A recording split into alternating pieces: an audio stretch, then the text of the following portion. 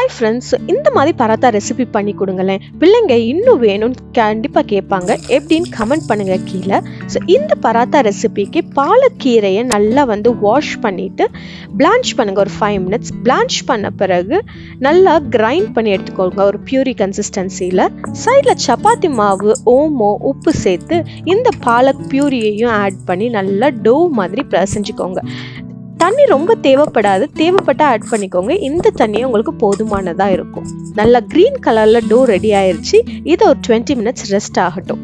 சைடில் பன்னீரை கிரேட் பண்ண பன்னீரோட நம்ம உப்பு, மஞ்சத்தூள், மிளகாத்தூள், வத்தத்தூள் இதெல்லாம் நம்ம காரத்துக்கு ஏற்ப பிள்ளைங்களுக்கு அட்ஜஸ்ட் பண்ணிக்கிடலாம்.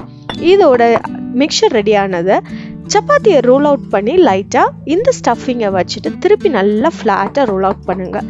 இப்படி ரோல் அவுட் பண்ண சப்பாத்தியை நல்லா கீ போட்டு டாஸ் பண்ணி எடுத்திங்கன்னா உங்களுடைய பாலக் பன்னீர் பராத்தா ரெடி ஆயிடுச்சு. கண்டிப்பாக செஞ்சு பார்த்துட்டு கீழே கமெண்ட் பண்ணுங்கள்.